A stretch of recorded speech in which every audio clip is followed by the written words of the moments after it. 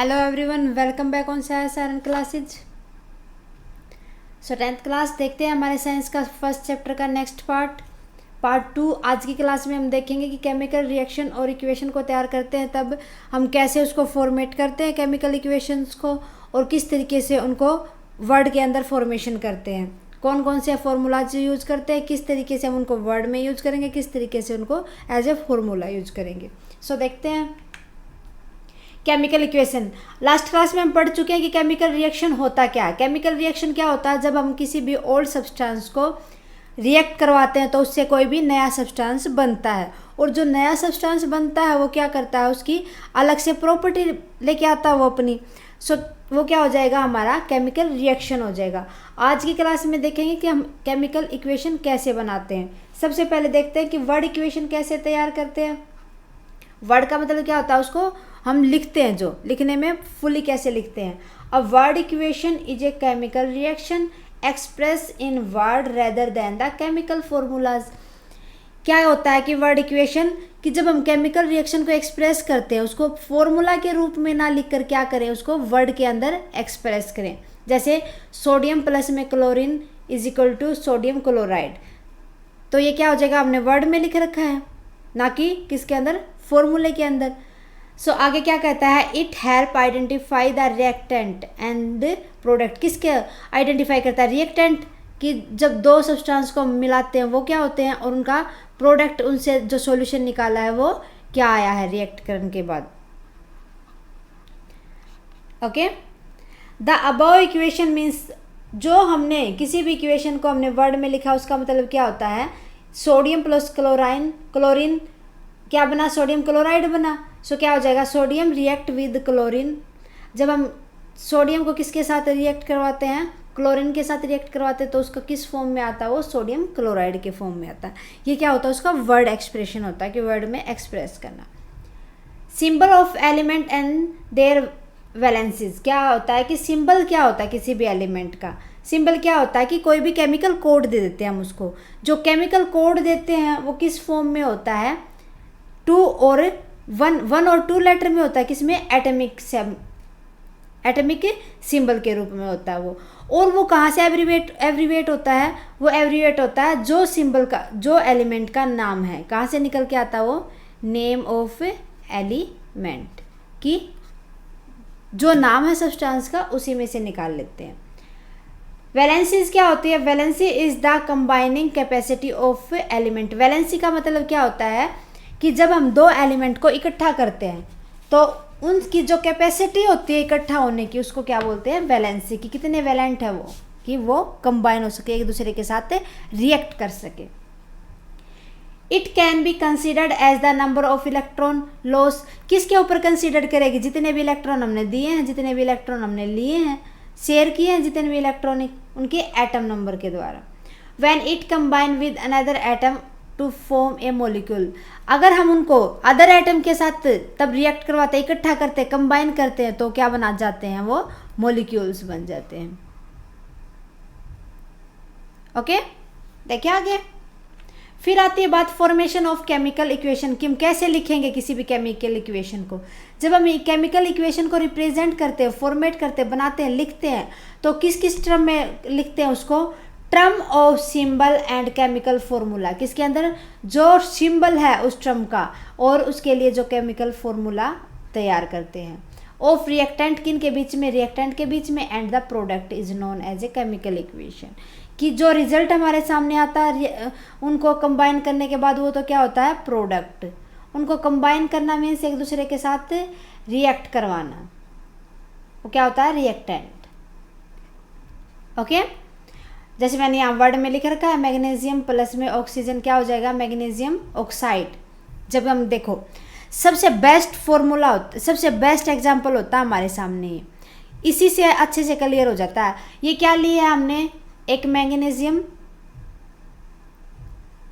उसके बाद क्या किया, उसको रिएक्टेंट करवाया फायर के साथ, फायर के अंदर क्या होती है, ऑक्सीजन।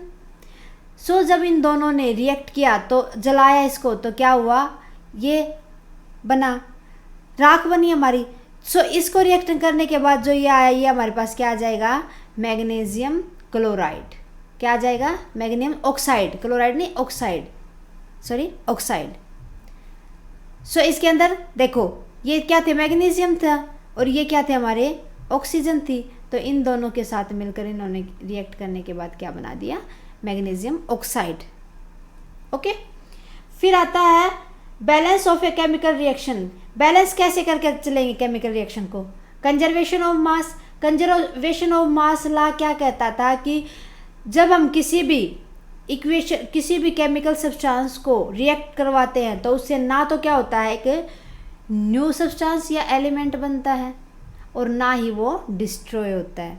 ना तो कोई नया सब्सटेंस बनेगा, ना ही डिस्ट्रॉय होगा। According to the law of conservation of mass, no atom can be created. कोई भी एटम नहीं बनेगा and destroy in a chemical reaction. ना ही कोई केमिकल रिएक्शन करेंगे जब कोई भी डिस्ट्रॉय होगा या ख़त्म होगा। So the number of atoms for each element is reactant side has to be balance their number of atom that are present in the product side. कि जो हमने रिएक्टेंट साइड पर जो एलिमेंट के नंबर थे वो क्या होंगे, प्रोडक्ट साइड में जाके बैलेंस हो जाएंगे। प्रोडक्ट साइड में क्या हो जाएगा, वो बैलेंस कर लेंगे अपने आप को। सो ये क्या होता है, केमिकल इक्वेशन को बैलेंस करना। फिर बात आती है कि कैसे करेंगे इक्वेशन को balance. The chemical equation in which the number of element each element in reactant side is equal to that of the product side is called balanced chemical equation। balanced chemical equation कौन सी होती है, जिसकी reactant side किसके equal हो, product के equal हो। सो ये क्या होती है, हमारी बैलेंस्ड केमिकल इक्वेशन। एग्जाम्पल देखो, जिंक प्लस में सल्फ्रिक एसिड क्या बन जाएगा, जिंक सल्फेट प्लस में हाइड्रोजन।